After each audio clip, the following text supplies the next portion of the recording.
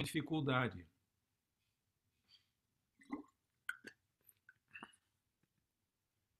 Se você olhar para essa imagem, o que lhe vem à mente?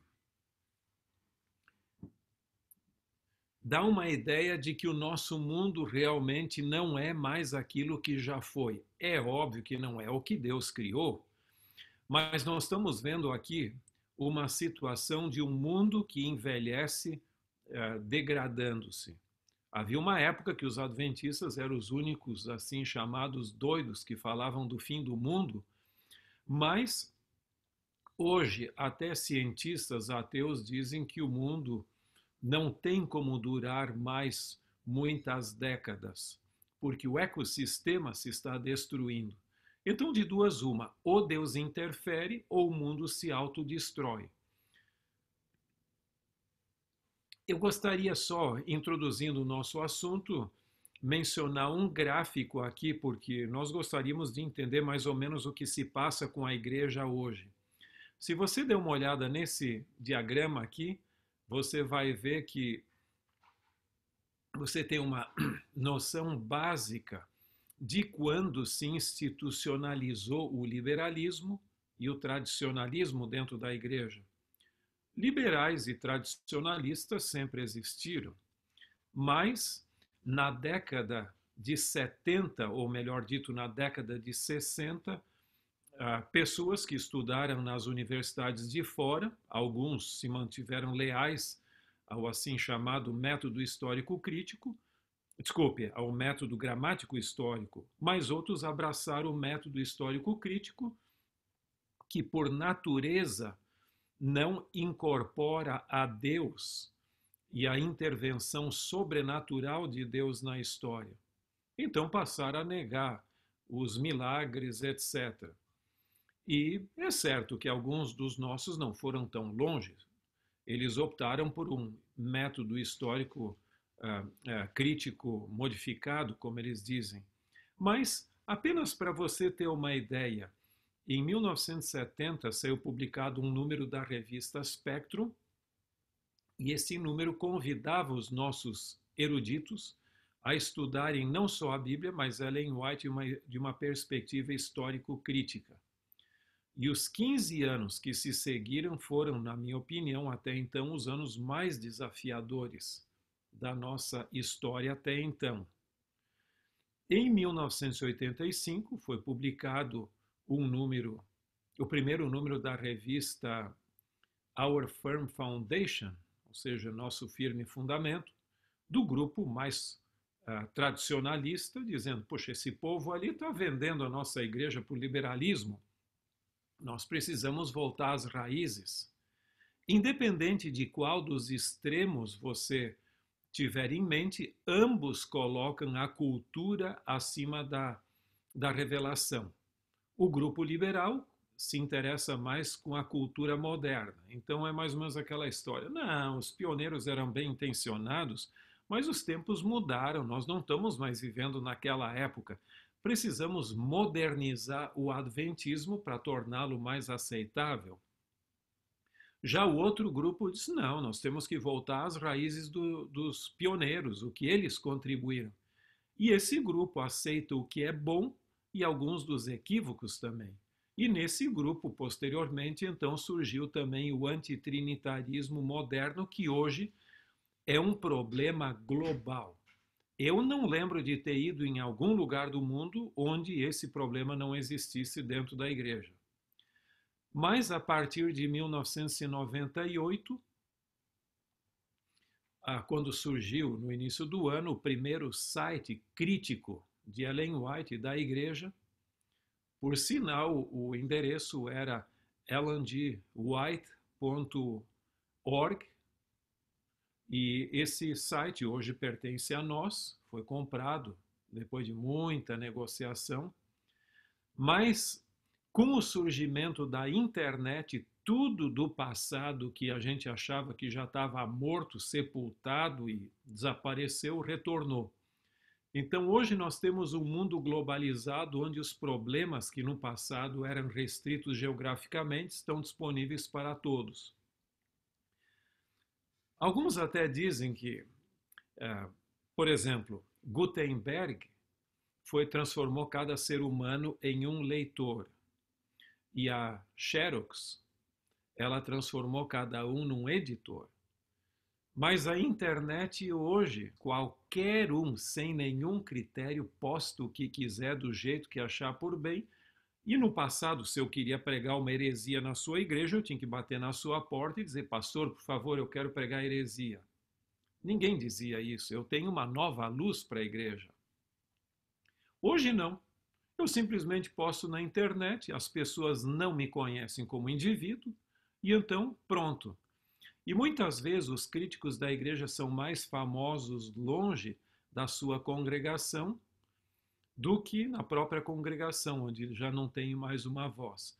Então eu coloquei essa pequena introdução aqui só para você ter uma ideia de quão desafiador é o nosso mundo hoje. Ser um pastor hoje é diferente do que nos idos tempos. E eu creio que você pode escrever a história da igreja até o surgimento da internet e agora com a internet e as redes sociais disponíveis. Nós vamos considerar um pouquinho a questão dos eventos finais. Então, em primeiro lugar, deixa-me dizer que essa expressão tempo do fim é muito significativa, ela aparece em vários lugares no livro de Daniel. Mais especificamente no capítulo 8, você tem 4 expressões importantes. Uma delas, no verso 17, falando que as 2.300 tardes e manhãs se referiam ao tempo do fim. No verso 19, ao último tempo da ira. E ainda no verso 19, também tempo determinado do fim. E o verso 28 acrescenta dias ainda muito distantes. Gerhard Fandel, que trabalhou por muitos anos no Instituto de Pesquisas Bíblicas aqui da Associação Geral, ele escreveu a tese de doutorado dele, que vocês têm a imagem da capa, exatamente sobre essa expressão no livro de Daniel. No livro O Grande Conflito, de Ellen White, você tem alusão aos sinais cósmicos que prepararam o caminho ou anunciaram a chegada do tempo do fim. Você tem o famoso terremoto de Lisboa, o escurecimento do Sol e da Lua, e então ali você tem o aprisionamento do Papa Pio VI, em 1798. Alguns questionam a questão do terremoto de Lisboa, mas historiadores hoje têm reconhecido o significado desse terremoto e vários livros têm sido publicados. Houve recentemente aí, eu digo algumas décadas atrás, talvez umas 2 décadas, um grande despertamento no estudo desse terremoto. Esse terremoto teve uma grande influência econômica, social, política, religiosa e até filosófica. Um historiador chega a dizer que, desde a queda do Império Romano, nenhum outro evento foi tão significativo e tão influente na história da Europa quanto o terremoto de Lisboa. Lisboa era a rainha dos mares, ali de onde saíam as navegações do continente, por ser a ponta ali, então para o Novo Mundo, para outros lugares. Mas Lisboa nunca se recuperou desse desastre. Agora, quando o Papa Pio VI foi aprisionado pelo então general Berthier, que posteriormente passou a ser chamado, recebeu o título de marechal, mas ele era general naquela época, muitas pessoas disseram, caramba, como pode o vigário filho de Deus aqui na terra ser aprisionado por um exército francês e Deus não o proteger nem o libertar? Isso tem que ter um significado profético. E ali a ciência, ou seja, o conhecimento do livro de Daniel realmente tiveram um grande impacto. Aquilo marcou o início do despertamento no estudo das profecias.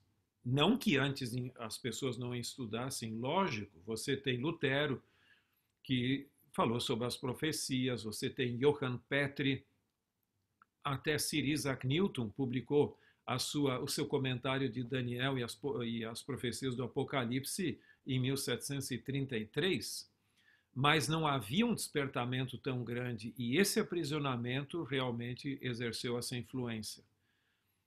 E aí começa o tempo do fim. Guilherme Miller pregou seu primeiro sermão em 1831, agosto mais especificamente. 2 anos depois ocorre no mesmo território onde ele estava pregando a chuva de meteoros cadentes, conhecida como a queda das estrelas, anunciando que o tempo se tornara solene. Em 1844, a transição, então, no ministério celestial de Cristo e o início do juízo investigativo pré-advento. Eu estou mencionando isso que vocês já conhecem de sobejo por uma simples razão.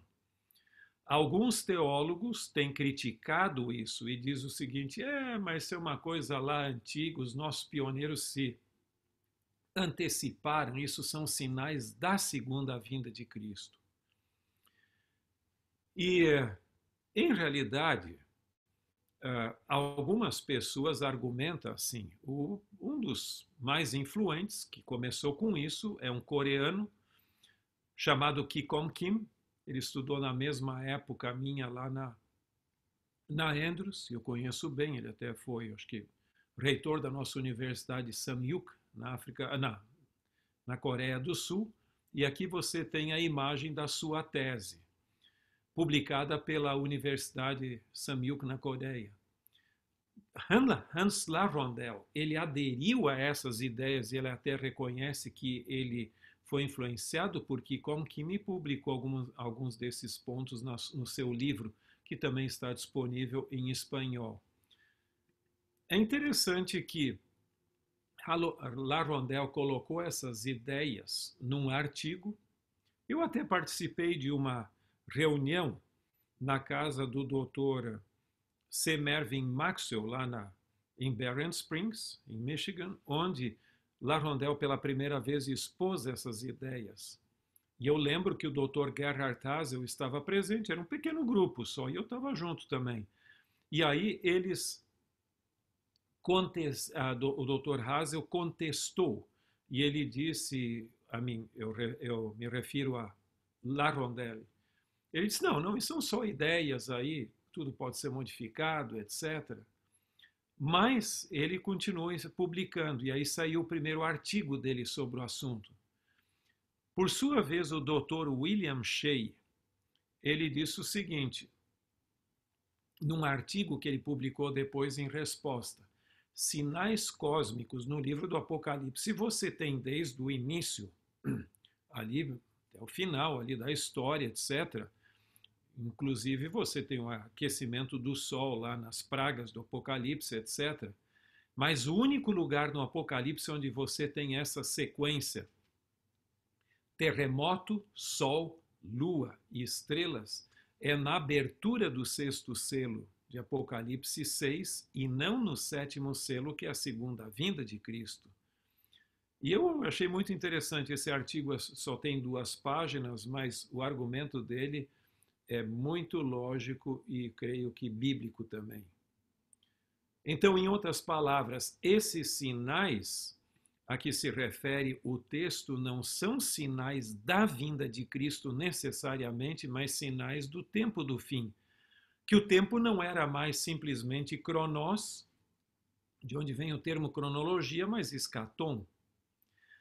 Interessante que se você estudar os escritos de Ellen White, você vai ver ali que ela fala dos sinais do tempo do fim. E no livro Grande Conflito você tem essas páginas onde ela confirma o cumprimento daquele diagrama que a gente colocou. Mas ela também fala do abalo das potestades do céu.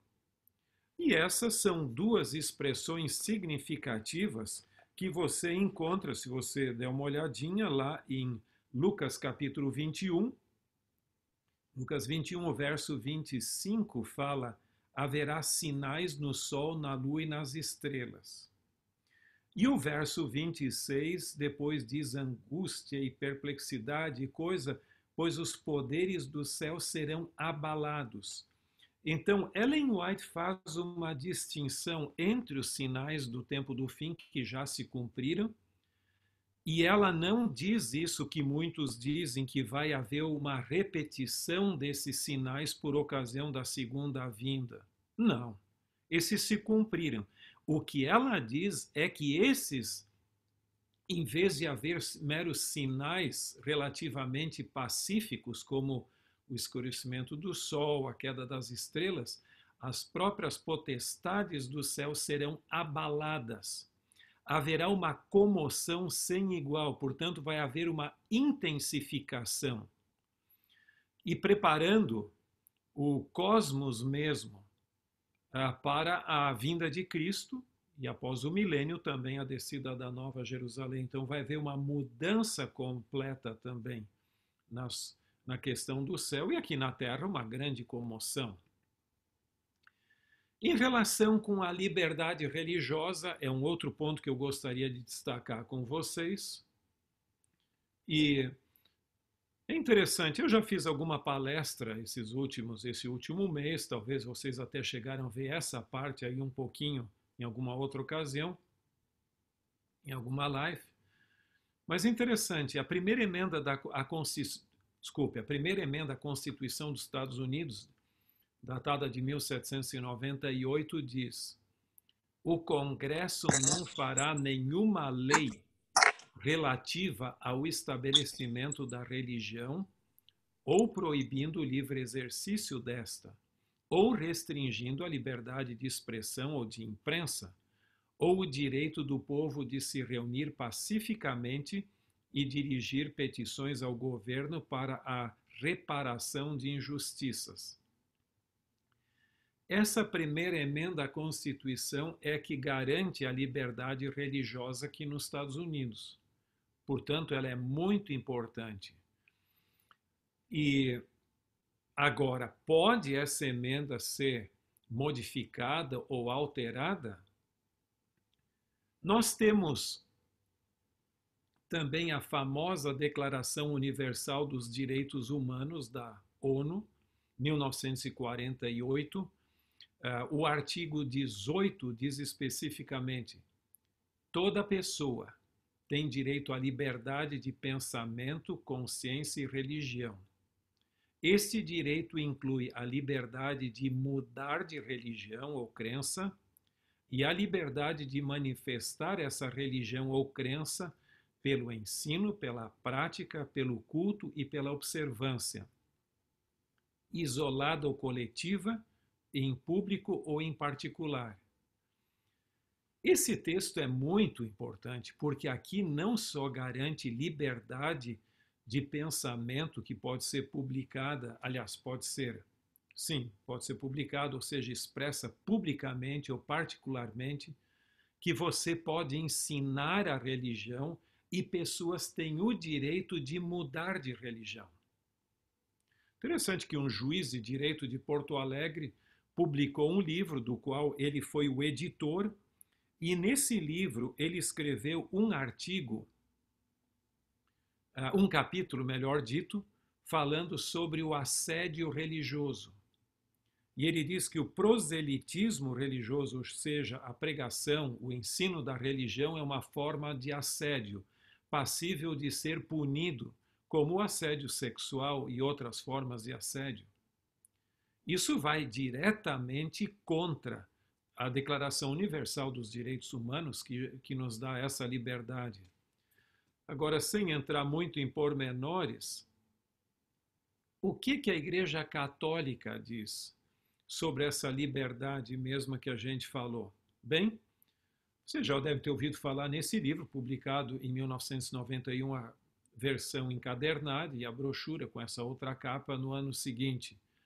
Aqui ele fala que para a Igreja Católica conseguir as suas pretensões de hegemonia universal. Precisa vencer dois grandes blocos conflitantes. Um deles é o comunismo, outro o capitalismo ocidental, e também os grupos minimalistas, que são grupos não significativos numericamente, mas muito eloquentes no seu discurso anticatólico. Eu não vou entrar em pormenores, porque nós temos ainda muito que cobrir aqui. Alguns argumentam, veja, o Concílio Vaticano II, ele transformou a Igreja Católica numa igreja mais ecumênica, mais aberta. Então, o catolicismo hoje não é o mesmo catolicismo medieval, intolerante e perseguidor. Não se iludam com isso. Os próprios documentos, anais desse Concílio Vaticano II, ou melhor dito, aqueles documentos gerados pelo concílio, definem exatamente o que a Igreja Católica pensa. Vamos dar uma olhadinha nesse texto. Uma vez que a sociedade civil tem o direito de se proteger contra abusos que, sob o pretexto de liberdade religiosa, se podem verificar, é sobretudo ao poder civil que pertence assegurar esta proteção. Deve manter-se o princípio de assegurar a liberdade integral na sociedade, segundo o qual se há de reconhecer ao homem o maior grau possível de liberdade, só restringindo esta quando e na medida em que for necessário. Você veja que aqui, para o Concílio Vaticano II, o conceito de liberdade religiosa não é mais o mesmo que havia lá na Declaração Universal dos Direitos Humanos. Aqui diz já no maior grau possível. Quem define qual é esse grau? E aqui diz só restringindo quando for necessário. E quem determina quando é necessário restringir essa liberdade? Então, o próprio Concílio Vaticano II, que alguns dizem que é tão ecumênico assim, já tem indícios bem claros de que não é tudo aquilo que alguns argumentam. Outro documento do mesmo Concílio Vaticano diz: promover a restauração da unidade entre todos os cristãos, ou seja, ecumenismo, é um dos principais propósitos do Sagrado Concílio Ecumênico Vaticano II, pois Cristo Senhor fundou uma só e única igreja. Ok, certo? Mas qual é esta única igreja? Aí é que vem a questão. Muitos acham que ecumenismo é a Igreja Católica ceder um pouco, os protestantes outro pouco, para terem uma grande confraternização cristã. Mas não é bem assim. Outro documento famoso católico, que é essa declaração Dominus Jesus, do ano 2000, deixa bem claro a questão. Existe, portanto, uma única Igreja de Cristo que subsiste na Igreja Católica, governada pelo sucessor de Pedro e pelos bispos em comunhão com ele. As igrejas que, embora não estando em perfeita comunhão com a Igreja Católica, se mantêm unidas a estes vínculos estreitíssimos, como são a sucessão apostólica e uma válida Eucaristia, ou seja, o sacrifício da missa que os reformadores tanto abominavam. São verdadeiras igrejas particulares. Por isso, também nestas igrejas está presente e atua a Igreja de Cristo. Embora lhes falte a plena comunhão com a Igreja Católica, enquanto não aceitam a doutrina católica do primado, ou seja, do bispo de Roma, que vem por vontade de Deus, o bispo de Roma objetivamente tem e exerce sobre toda a igreja. Então, o conceito de ecumenismo católico não é cada um ceder para um bem comum, é as igrejas desgarradas voltarem ao seio da igreja mãe. Esse é o conceito de ecumenismo. O que Ellen White diz? Você conhece as citações, mas vamos lembrá-las.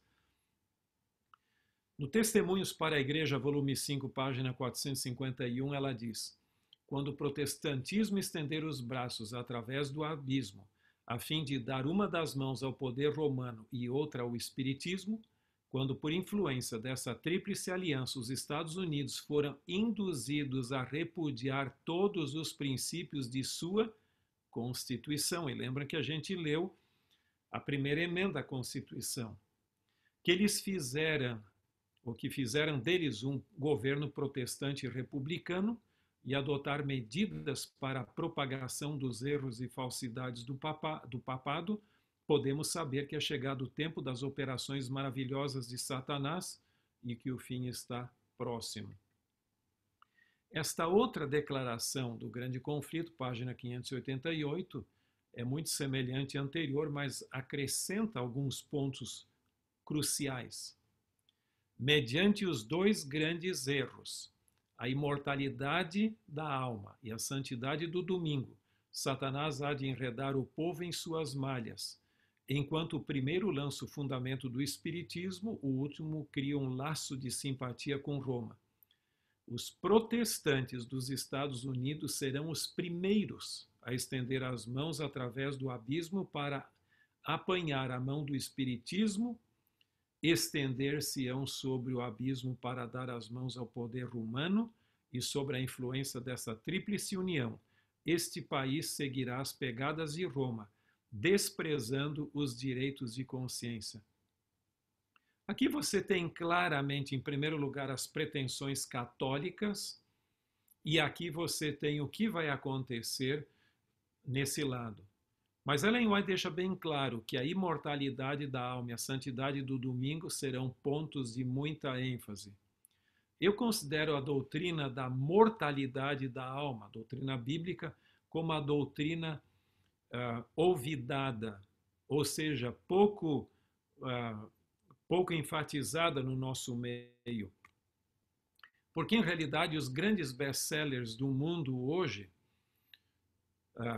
são praticamente livros que enfatizam a imortalidade da alma, o misticismo, espiritismo, e aí você tem Harry Potter, O Senhor dos Anéis, Paulo Coelho com O Alquimista e tantos outros livros dele, todos grandes best-sellers.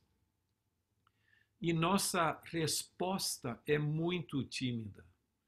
O mundo foi tomado conta por essa teoria da imortalidade da alma e a gente praticamente não dá muita atenção a isso. Mas Ellen White diz que isso vai ser um dos pontos chaves na crise final. E quanto aos eventos finais? Bem, o Dr. Roger Kuhn, que foi diretor associado aqui do Patrimônio Literário de Ellen White, ele estudando o livro Grande Conflito, especialmente o capítulo 36, e esse capítulo é extraordinário, para mim parece que foi publicado ontem. Algumas pessoas até dizem, escuta, essa história do coronavírus, isso vem de Deus, é um castigo de Deus, é uma coisa natural, é do diabo, o que que é? E eu vi uma live onde o indivíduo até dizia, não se pode saber, não se pode dizer, porque Deus pune também, e ficou em cima do muro. Ellen White é absolutamente clara nesse capítulo e em outros lugares ela fala de Satanás como trabalhando nos laboratórios da natureza para tornar o ar até infestado de problemas e de dificuldades para a nossa saúde. Deus não castigaria pessoas inocentes. Se é um juízo de Deus, é sempre contra os ímpios. Agora, ele permite que muitos do seu povo até acabem sofrendo e alguns perecendo, como uma forma de chamar a atenção do mundo. Então, eu não tenho a menor dúvida, lendo Ellen White, de que essa pandemia que nós estamos vivendo é uma obra de Satanás que Deus permite para nos acordar. Nem o mundo e nem a igreja serão os mesmos depois de passar essa pandemia. Agora, voltando ao Dr. Roger Kuhn, ele refletindo sobre esse capítulo, ele chegou à conclusão de que 4 grandes crises vão desencadear as leis dominicais nacionais para salvar a América. Em primeiro lugar, uma grande crise moral. Hoje existe um pouquinho de discussão quantos gêneros existem. A boa parte dos especialistas na área reconhecem 112 gêneros diferentes. Eu falei 112. Há um site que agora está sendo reconstruído e que reconhece 117. Esse é um conceito fluido. Se você não está satisfeito com um, você pode até sugerir o seu próprio gênero. Mas veja, o nosso mundo hoje, nunca na história da humanidade se chegou a esse ponto. Há pessoas que dizem que gostam tanto de si mesmo que casam consigo mesmos, ou com algum objeto não animado, em outras palavras, qualquer coisa. Pode casar com uma árvore se quiser casa com o seu cachorro, coisa dessa natureza, é incrível. Outra questão é uma grande crise econômica. Essa está abalando não só os Estados Unidos, mas o mundo hoje. Eu creio que só com exceção da China mesmo. Mas o mundo está sendo chacoalhado por esse lado. Ela fala de desastres naturais. O termo ecologia não era conhecido naquela época, mas pode-se usar a questão ecológica, a crise. E também de transportes. Meu irmão, se você não está vendo isso acontecer em nossos dias, eu não sei, mas parece que é exatamente o que está acontecendo.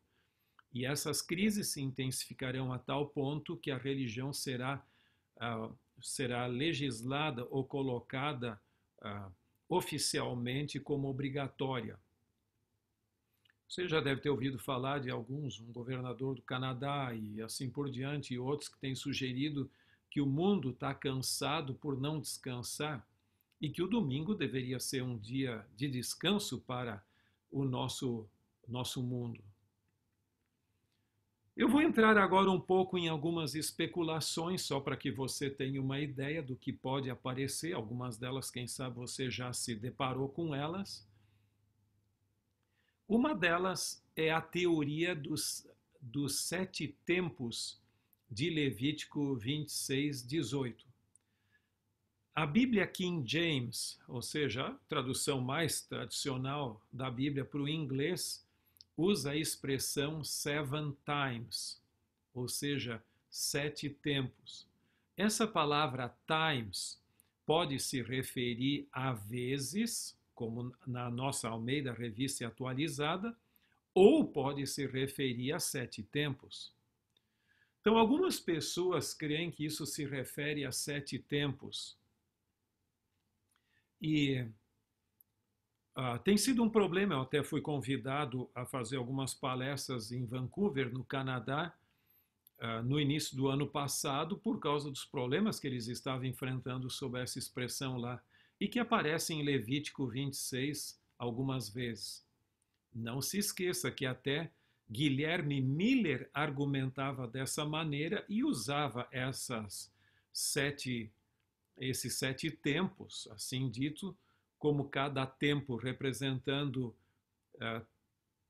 360 anos, porque veja, a palavra tempo representa ano, de acordo com o livro de Daniel, e no calendário daquela época, o ano tinha 360 dias, por isso se acrescentava mais ou menos a cada 19 anos um mês adicional para acertar o calendário e não haver perda de o verão virar inverno, inverno, verão.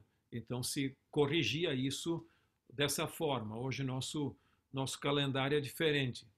Mas eles dizem então, entrando nesse lado de que cada tempo representa 360 anos, e são 7, então você chegaria, pelo princípio dia-ano, a 2.520 anos, começando lá com o rei Manassés, isso se estenderia até 1843, que era o que Guilherme Miller dizia. Tem um artigo dele que fala dos seus cálculos proféticos. Não se esqueça que Miller tinha 15 cálculos proféticos, com os quais ele chegava ou a 1798 ou a 1843. E esse era um deles. Isso tem voltado, tem retornado e pessoas têm argumentado nessa direção.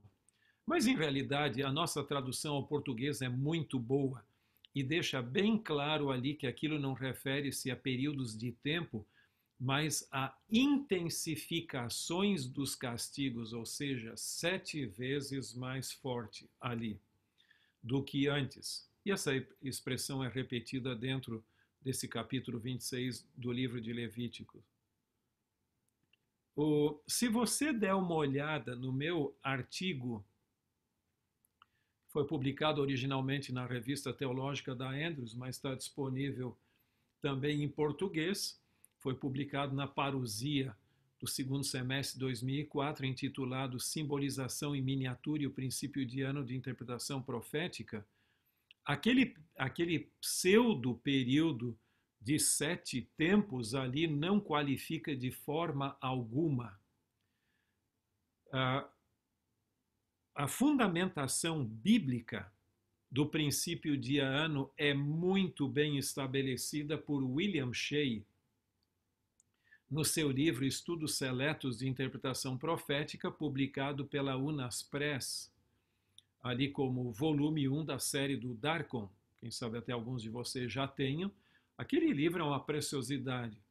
Mas nesse artigo eu faço a diferenciação quando se aplica o período dia-ano, ou seja, o princípio dia-ano a um período profético e quando não se aplica. Para você aplicar, em primeiro lugar, tem que ser uma profecia. Em segundo lugar, essa profecia tem que ser simbólica, tem que representar algo. E em terceiro lugar, a entidade básica da profecia, que pode ser uma pessoa, um animal, um chifre, um poder, deve representar uma entidade coletiva mais ampla. Se esse for o caso, então, como quando você faz o zoom, toda a imagem do zoom fica reduzida em miniatura ou ampliada. Da mesma maneira é isso. Então, por que você aplica o princípio de ano às 70 semanas de Daniel 9 e não aos 70 anos de Jeremias, mencionados no mesmo capítulo? Porque o outro está em miniatura, mas os 70 anos da profecia de Jeremias não. Se você usar esse critério, você vai ver que esses 7 tempos não têm nenhuma característica que justificaria usar o princípio dia-ano. Eu até passei para o pastor Luiz Mário esse link ali embaixo, do artigo. Então, é bem fácil, ele pode compartilhar com vocês, mas se você colocar na internet, vai encontrar também. Um outro ponto são textos apócrifos de Ellen White. Semana passada começou a circular por aí um texto em espanhol, tenho a impressão que foi traduzido do inglês, mas não tenho certeza. Eu não ouvi em português até hoje. Um suposto artigo de Ellen White publicado em abril de 1889 na Review and Herald. Só que você vai lá na review ali, você não encontra. Nem tinha um número da revista publicado na data sugerida. Além disso, a linguagem dela, hoje nós temos todos os escritos de Ellen White publicados e não publicados disponíveis na internet, você põe a linguagem dela, não consigo encontrar nada disso. Então foi um texto forjado, onde pretensamente Ellen White teve uma visão da Casa Branca e ela foi até a Casa Branca ali e tal e descobriu que essa questão da pandemia que está assolando o mundo não é usado o coronavírus, né? Mas diz que o mundo seria assolado e que isso era mais ou menos uma conspiração da Igreja Católica junto com os protestantes para desestruturar a sociedade, algo assim, né, desse lado. Meu amigo, dá a impressão que alguns querem que a Ellen White diga uma coisa. Se ela não diz, monta uma pseudo carta dela, o artigo e coisa, e faz ela dizer o que ela nunca disse. É incrível aqui, até que ponto chegam as coisas. Agora, esse período dos 6.000 anos está ressurgindo. Eu fui orientador de uma tese do... Deixa eu ver uma coisa aqui, se eu vou encontrar aqui, só um pouquinho. Essa tese que você está vendo ali na tela, do pastor Alceu Nunes, ele fala da marcação de datas para o fim do mundo, a segunda vinda e o fim do mundo, ao longo da história do cristianismo. E eu achei que com a passagem do ano 2000, um pouquinho depois, a coisa arrefecesse. De forma nenhuma. Cada um fica pulando de galho em galho. Então, agora um pregador bastante popular, ele é sul-africano, chamado Walter White. Esse indivíduo aqui veio com a ideia de que os 6.000 anos se cumprirão no ano 2027. Porque, segundo ele, o ano 27 de nossa era, quando Jesus foi batizado, é quando começam os últimos 2.000 anos desse período de 6.000 anos. Portanto, deve terminar em 2027. Só que quando o indivíduo diz, veja, eu não quero marcar datas, eu não quero fazer isso, normalmente é uma desculpa para fazer, e é exatamente o que ele faz. Se você for ver ali o vídeo dele, ele tem pelo menos está dublado em português, que é Já é o Fim, ou alguma coisa parecida, eu não lembro bem o título, mas no tempo 1 hora e 38 minutos, você pode ver o que ele apresenta ali. Só que isso aí é uma absoluta impossibilidade, por uma razão muito simples. Para você começar a história ali com 4.004 a.C., como o bispo James Asher fez, já é difícil. Os nossos arqueólogos e especialmente cronologistas, alguns colocam 6.000 anos para a história da Terra, como Ellen White diz, mas, por exemplo, William Shea e outros diziam que, se você tomar em conta as cronologias, ou melhor dito, as genealogias da Mesopotâmia, Assíria, Babilônia, etc., você precisaria praticamente de 10.000 anos e não só 6.000 anos, retrocedendo. Mas mesmo ficando com os 6.000 anos, interessante que Guilherme Miller colocava os 6.000 anos também terminando em 1843. Lógico, ele tinha um cálculo diferente, mas agora tentar trazer mais para frente do que o que alguns especulavam ali com 1996, ou seja, 4.004 antes de Cristo, e depois chegando em 1996, 97, como alguns especulavam. Agora, você querer trazer tudo isso para cá, você tem que assassinar até as próprias genealogias do Antigo Testamento, que são bastante confiáveis, especialmente as ali do livro de Gênesis, que não são o mesmo tipo de genealogias do que aquelas que você tem lá em Mateus e Lucas, onde há algumas lacunas, mas uma complementa a outra. Eu me refiro a Mateus e Lucas, só que as de Gênesis, capítulo 5, por ali, diz assim, o indivíduo viveu tantos anos, gerou um filho, viveu mais tantos e morreu. Por sua vez, esse filho viveu tantos anos. Então, como o Dr. Hazel escreveu em 2 artigos na revista Origins, ele diz que essas genealogias do Antigo ali de Gênesis são tão costuradas que não há lacunas nelas, como alguns sugerem, como pode-se ver lá nas de Mateus e Lucas. Mas seja como for, Ellen White fala de 6.000 anos e etc., mas em nenhum lugar com uma precisão como esses indivíduos estão fazendo. Eles leem para dentro de Ellen White muito mais do que ela disse. O texto básico que Walter White usa é esse do Patriarcas e Profetas, só que ele cita do Lar Adventista. O Lar Adventista cita o Patriarcas e Profetas. E aqui diz: o grande plano da redenção tem como resultado trazer de novo o mundo ao favor de Deus, de uma maneira completa. Tudo que se perdera pelo pecado é restaurado. Não somente o homem é redimido, mas também a terra, a fim de ser a eterna habitação dos obedientes. Durante 6.000 anos, Satanás tem lutado para manter posse da terra. Agora se cumpre o propósito original de Deus ao criá-lo.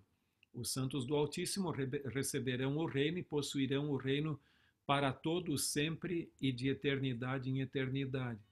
Só que o senhor Walter White não levou em consideração que existem várias e várias declarações de Ellen White que têm que ser estudadas juntas. Nesse número da revista Ministry, abril de 1984, e tudo isso está online, é só você pegar e colocar Ministry Magazine, você já entra ali, tem os arquivos de todas as revistas Ministry. Eu também mandei para o pastor Luiz Mário o link dessa aqui, aliás, o texto em si é o link. E ali tem um artigo de Warren Jones, Ellen White and Biblical Chronology. Esse artigo desse Warren Jones é onde ele estuda todas as declarações de Ellen White sobre o assunto e podem lhe ajudar. Ela não é tão precisa, ela diz cerca de 6.000 anos, mais de 6.000 anos, quase 6.000 anos. Então, em termos gerais ali, ela usa essa expressão e não como se fosse uma outra de precisa como as 2.300 tardes e manhãs. Não se esqueça que Ellen White sempre insistiu que nós não teríamos nenhuma mensagem com tempo depois de 1844, mas esses indivíduos têm a impressão de serem muito mais iluminados do que Ellen White o foi. Pelo menos é o que eles dão a impressão. Um outro ponto é a questão da chuva serôdia após o decreto dominical.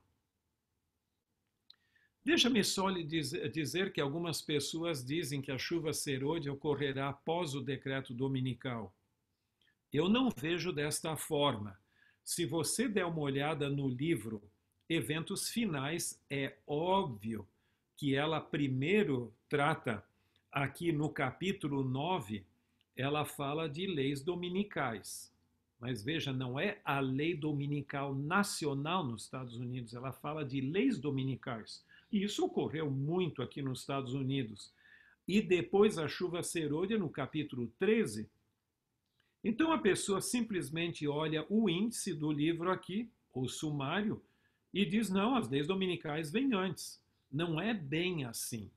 Leis dominicais aqui nos Estados Unidos ocorreram frequentemente no período das antigas colônias. Eu tenho um grosso livro intitulado Redeem the Time, só sobre as leis dominicais americanas no período das colônias. Esse livro é publicado pela Harvard University Press. Então, 1842, 1843, depois 1888, foram períodos de leis dominicais. Então, Ellen White fala em termos gerais de leis dominicais, e depois que isso vai culminar na lei dominical nacional como um sinal.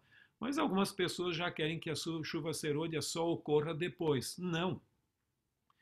É a chuva serôdia e a pregação poderosa da mensagem que fará com que o mundo se volte contra, além das catástrofes naturais e das crises que eu mencionei, e a religião será então imposta por lei. Alguns dizem que as pragas já começaram.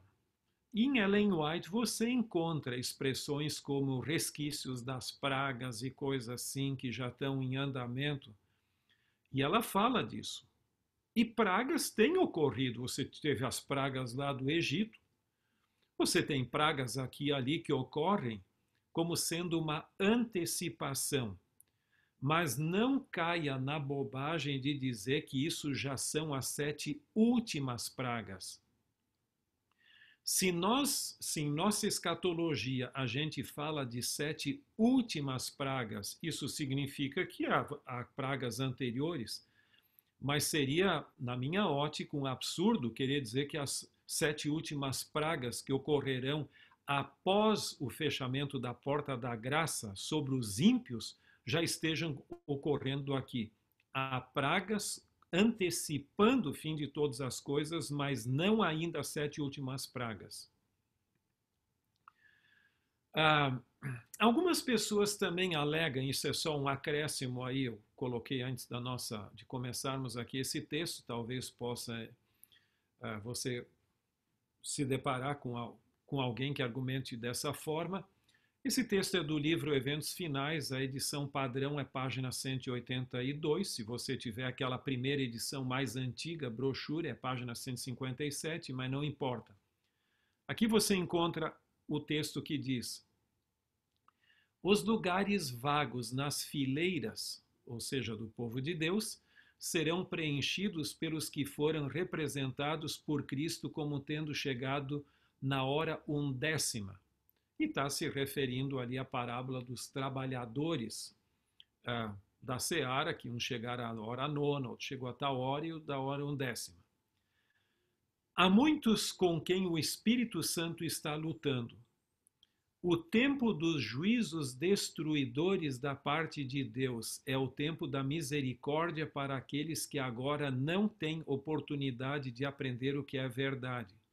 O Senhor olhará para eles com ternura.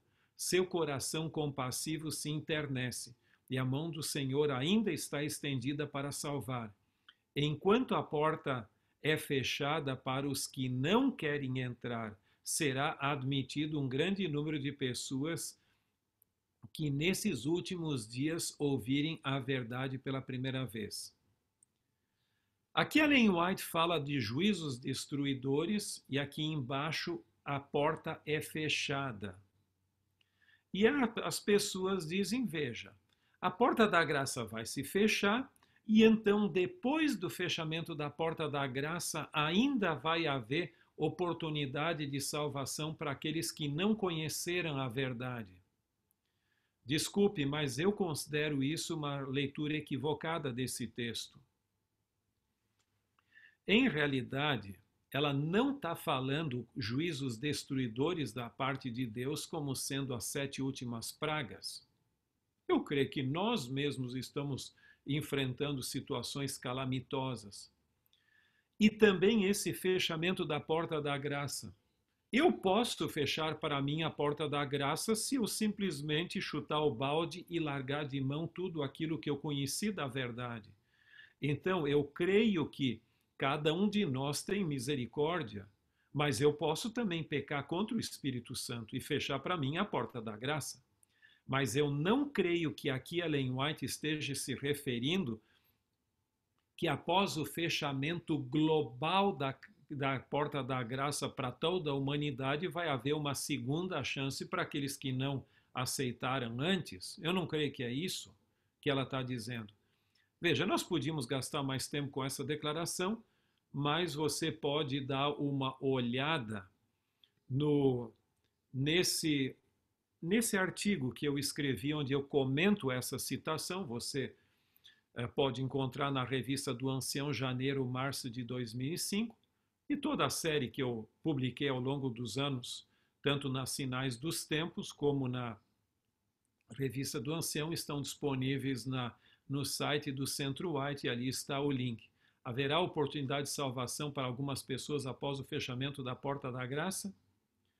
Sabe que, voltando aqui a esse lado, eu já falei da tese do pastor Alceu Nunes, mas eu gostaria de lhe chamar a atenção para um outro material do pastor Heraldo Lopes, que inclusive foi secretário ministerial no Espírito Santo. A tese de doutorado dele, eu até fui orientador das duas, que ele defendeu no NASP e também lá na UPU, no Peru. E elas tratam do conceito de sacudidura escatológico nos escritos de Ellen White. Alguns dizem o seguinte, mas Ellen White diz que a sacudidura já começou. Sim, ela fala aqui, a sacudidura já começou, a sacudidura já começou, já começou. Tem vários lugares onde ela diz isso. Só que tem um ponto que nós chegamos à conclusão nessa tese muito interessante, que houve sacudiduras locais, como o caso lá de Battle Creek com o Dr. Kellogg, etc.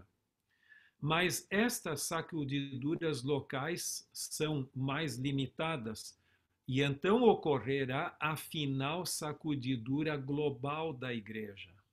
E isso é alguma coisa antes do fim de todas as coisas. Então não confundam o fato de ela já ter dito isso, semelhante à questão das pragas, onde ela diz que já há pragas e tudo, mas não confundam com as 7 últimas pragas que punirão a humanidade impenitente depois do fechamento da porta da graça. O outro ponto que eu só gostaria ainda de mencionar é a questão de sair para o campo. Vocês já devem ter ouvido falar muito disso, eu não vou voltar, mas esse agora parece que é a nossa pandemia interna. Muita gente quer sair. E o curioso que eu vejo é que alguns dos grandes defensores de sair para o campo são pessoas que moram na cidade. Inclusive um indivíduo em Paris, mora em Paris, mas argumenta que temos que sair das cidades. Esse é o ideal de Deus, a vida em contato com a natureza, e quem puder, louvado seja o Senhor por isso, mas não se esqueça que Ellen White também pediu para pessoas irem para as cidades, se mudarem para as cidades, para evangelizá-las. Então, os 2 livros devem ser lidos juntos. Leia o livro Vida no Campo e o livro Ministério das Cidades. E aí você tem os 2 lados da moeda e não só um. Só que os defensores de sair das cidades não querem nem ouvir falar desse outro livro. Eles são seletivos na sua abordagem. Eu creio que seria o ideal a gente viver mais em contato com a natureza, não precisa ser longe das cidades, mas num lugar ali mais retirado. Só que se o diabo pudesse nos levar nesses últimos dias a abandonar a cidade e não cumprir a missão e só preocupar-me egoístamente com a minha salvação pessoal e não proclamar o evangelho ao mundo, ele ficaria muito feliz, aí as cidades ficariam totalmente por conta dele. E eu não creio que esse é o plano de Deus agora. Nós sabemos que o sinal para sair das grandes cidades, e aí já não é mais opcional, é o decreto dominical nacional nos Estados Unidos, não local, nacional, e depois sair das pequenas cidades, o decreto de morte.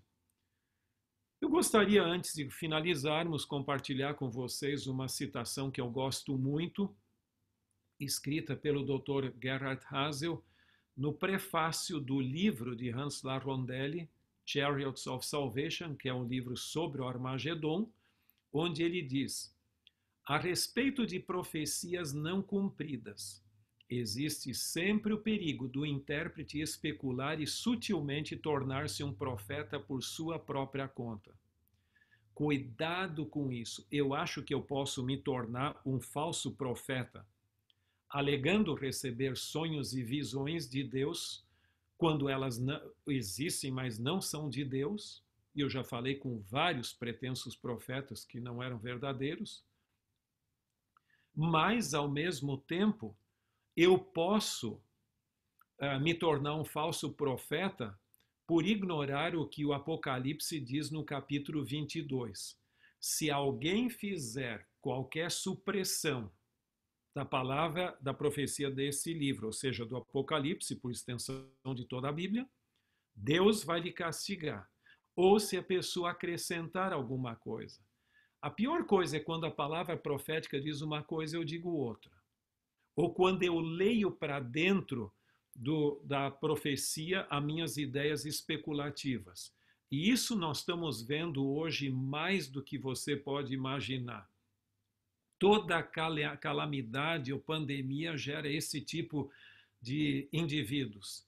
Traz após si um grande número de pseudo-profetas ou autoproclamados profetas que sabem lhe explicar o que ninguém sabe. Sabe que para ser famoso você precisa de três coisas. Dá a impressão de que você é honesto, até nem precisa ser, mas dá a impressão que é honesto. Ter uma boa retórica, de preferência usar manipulação psicossocial, como alguns desses indivíduos usam, eles vão vacinando o indivíduo e dizendo que a verdade fere, que isso ali e tal, e dizer o que ninguém disse. Esse conhecimento oculto, esse conhecimento mais profundo é que complica a coisa. Eu soube que uma vez, quando o Dr. Wilson Andrew terminou o seu doutorado na famosa Universidade de Northwestern, em Chicago, e voltou para o antigo IAE, hoje o NASP Campus São Paulo, algumas pessoas perguntaram a ele, e aí, doutor Andrew White, quais são as grandes ideias que você veio compartilhar com a gente? Quais são as novidades? Ele disse, eu não vim compartilhar nenhuma grande ideia, nem novidades. Eu vim pregar para vocês a velha e feliz história. É isso que a gente precisa. Esses pregadores sensacionalistas que querem mostrar um conhecimento superior ou mais profundo que ninguém tem, são extremamente especulativos, com essas teorias de conspiração, etc. Eu sugeriria que você, como pastor, desse ou colocasse uma forte ênfase na revelação. E essas pessoas com teorias especulativas, você podia dizer, por favor, atenha-se à Bíblia e aos livros de Ellen White sobre esse assunto, o grande conflito e eventos finais. Aqui você já vai ter o suficiente. Se você ficar tendo ficar pescando na internet o que você acha interessante e o que é, vai cair no lado da especulação sem nenhum temor, sem nenhuma restrição. Veja, eu gostaria de terminar só com um texto bíblico e uma pequena ilustração. O pastor William Fagel, que trabalhou no White State também como diretor associado, hoje ele está aposentado, ele me contou a história de um pastor aspirante que ele estava perdendo a sua fé. E ele foi e procurou um velho evangelista aposentado e disse, pastor, eu sei que a igreja adventista é a igreja da profecia, é o povo remanescente, mas eu já não me encontro na igreja, eu estou perdendo a minha fé. Pastor, me ajude a sair dessa, porque eu não gostaria de apostatar. Aí, o velho evangelista perguntou para ele, o que você tem lido nos últimos 6 meses? Olha, eu tenho lido a revista Spectrum para saber dos poderes da organização e da igreja, tenho lido aquilo, afinal de contas, como pastor, eu tenho que me manter atualizado.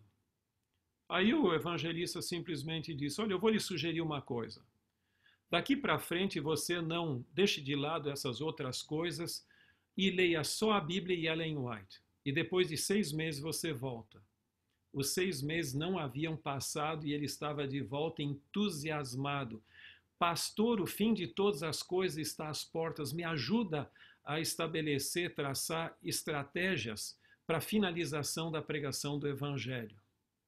Nós precisamos menos de conhecimento especulativo e mais do alicerce da inspiração. E se você quiser dar uma contribuição para a igreja e para os membros de suas igrejas ali, ensinem esses membros a serem seletivos no que eles vão ler e se manter firmes naquilo que tem solidez e não nessas ideias especulativas.